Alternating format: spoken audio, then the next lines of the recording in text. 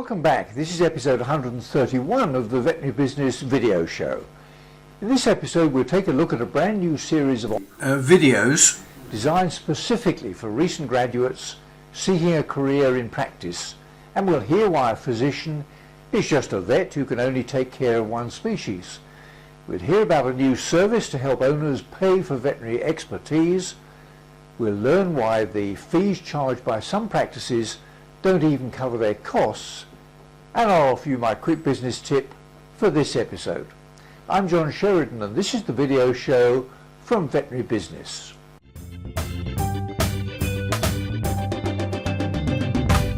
You won't need me to tell you that far too many veterinary practices are struggling with a drop in client numbers, shrinking profits, and veterinary earnings reported to be lower than the income of 7 other professional groups. All this is at a time when there are more vet schools, more graduates, more competition, more regulation, increasing graduate debt, more stress, and inadequate veterinary salaries. Many graduates who embarked on a career in practice in the last few years are feeling frustrated. They're angry and concerned about their future. They plan to be successful clinicians, caring for animals, looking after clients, enjoying a comfortable work-lifestyle balance, earning a good salary. But too many report that they receive little or no support from the practice. They're worried about communicating with clients who don't always accept their advice. They think they're working too long and too hard, and their income is nowhere near what they think they're worth. But if the job isn't working out well for the graduate, the situation is even worse for their employer, maybe you, and potentially could be a disaster for your business. That's why I've written and produced a series of online video presentations designed specifically for recent graduates and for vet students planning a career in practice.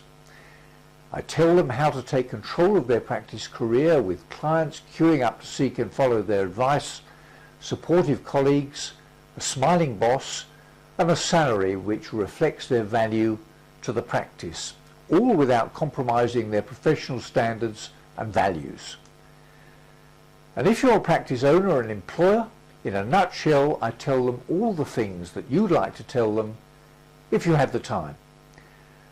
Take a look at this short clip from the first of 5 videos under the general title, Your Life and Your Career in Veterinary Practice.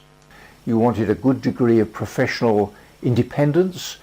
You wanted support for clinical issues, help with all those clinical standard operating procedures, and you wanted too support in handling all the non-clinical stuff, talking to clients, fees, charges, the computer, the practice management software, and all the other tricky stuff.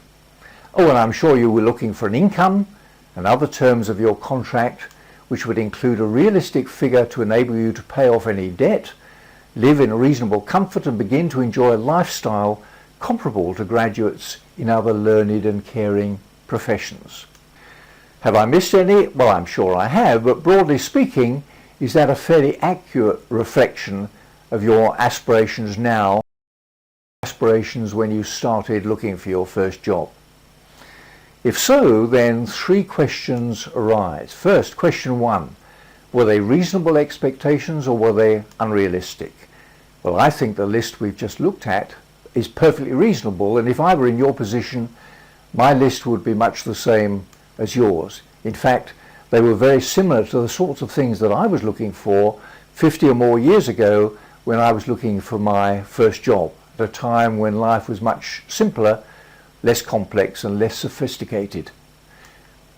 Question 2 then is, how did it work out for you? After a few months in practice, how did the reality compare with your aspirations and your expectations?